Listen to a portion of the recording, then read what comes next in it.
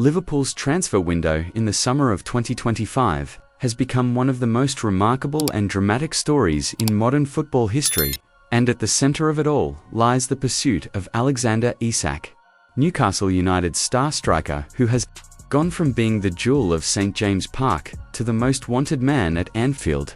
The saga has developed into far more than a simple negotiation. It has become a drama about ambition, loyalty, money, and the relentless pursuit of excellence that defines Liverpool Football Club under their new era with Arne Slot.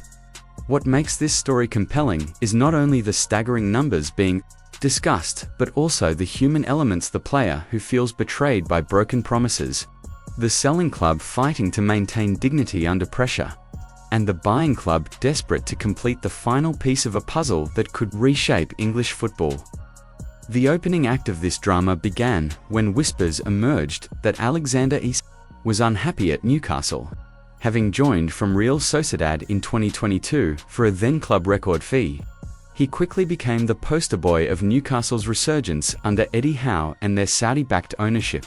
His goals, movement, and charisma made him the darling of the tsunami. But beneath the surface, tensions were growing.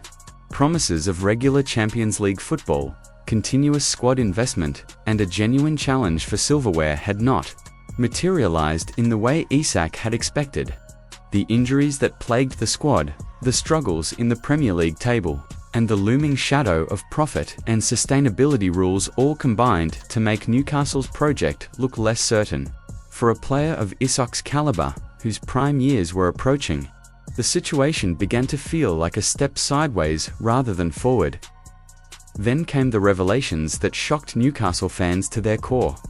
Reports began to circulate that Isak had privately informed the club he would no longer play for them, effectively downing tools in an effort to force a transfer.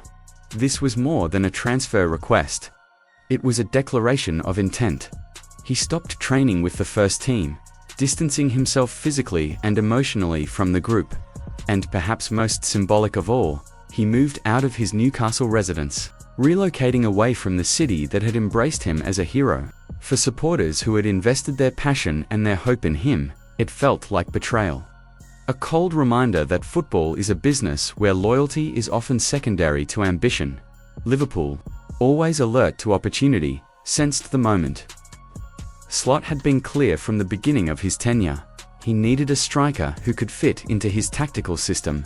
Someone who combined pace, intelligence, and finishing with the ability to connect midfield and attack. Darwin Núñez, despite his raw qualities, had not convinced the new manager. Cody Gakpo, though versatile, was not seen as the long-term solution. Hugo Ekitike had arrived as a promising talent from Eintracht Frankfurt, but he was more a player for the future than the present. In Alexander Isak, Slot and Liverpool saw the perfect answer.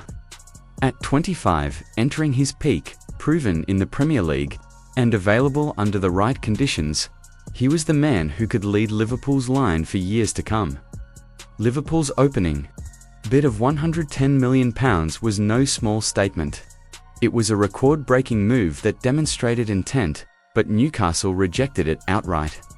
The Magpies made it clear they wanted closer to £150 million, and even then, only if they had secured a replacement. From a purely financial perspective, Newcastle's stance made sense. Selling Isak would generate a massive profit, instantly easing their PSR concerns and giving them funds to reinvest. But from a footballing perspective, the timing was a nightmare. Eddie Howe could not imagine starting the season without his talisman, and replacing Isak was not a simple task. Names like Jon Wisser of Brentford and Benjamin Zacco of RB Leipzig were quickly floated as targets. But prizing either away would be costly and complicated. The situation escalated when it became clear that Isak was not backing down. Unlike players who make noise in the media but ultimately stay put, Isak's actions left little doubt.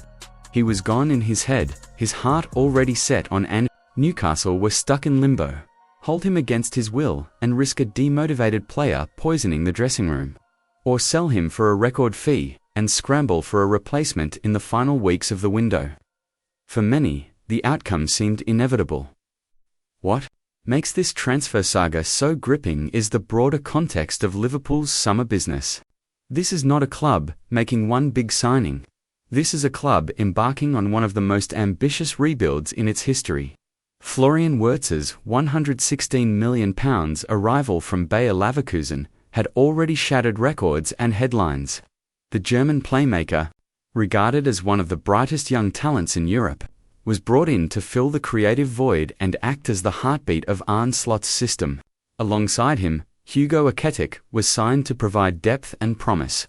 Add to that the signings of defensive reinforcements and midfielders earlier in the window, and Liverpool had already spent over £300 million, becoming the biggest spenders in the Premier League. Yet despite this, the pursuit of Isak showed that the club were not finished. Slot and the board knew that to truly compete with Manchester City, Arsenal, and Europe's elite, they needed that one striker who could change games on his own. The kind of forward who could make the difference between a draw and a victory, between a second-place finish and a title. Isak was that man, and Liverpool were determined to land him. The finances, of course, became a major talking point. Could Liverpool really afford such extravagance? Critics argued that the club risked overreaching, pointing to the need for compliance with PSR and the potential burden of wages and amortization. But Liverpool's leadership pushed back. The club's revenues, boosted by Champions League qualification, commercial growth, and strong global branding, provided the cushion. Moreover, potential sales were being lined up. Darwin Núñez's departure was increasingly likely, with clubs in Spain and Italy expressing interest. Luis Diaz, admired by Barcelona and Bayern Munich, was another possible exit, though the club were reluctant to lose him unless an extraordinary offer came. These moves, combined with the sales of fringe players and academy graduates, would balance the books. In this way, Liverpool could pursue Isak without risking long-term stability. The fans, meanwhile, were caught between disbelief and euphoria. The thought of lining up next season with Salah, Isak, Wirtz, Dias and Gakpo in the same team was mouthwatering. For a club that had seen the Klopp era end with heartbreak and transition, this was a new dawn, a chance to dream again of titles, trophies, and European nights. Anfield, already a fortress, would become even more intimidating with Isak leading the line. The atmosphere of anticipation was electric, and every whisper, every update in the media, sent supporters into a frenzy. From Newcastle's perspective, the pain was sharp. Losing Isak was not just about goals, it was about losing the face of their project. Fans had believed he would be the one to lead them into a new era, and now he was leaving just as quickly as he had arrived. The sense of betrayal was compounded by the manner of his exit. To them, Isak was walking out, not because the club had failed completely, but because he wanted more, faster. And yet, deep down, many Newcastle fans knew that the move was inevitable.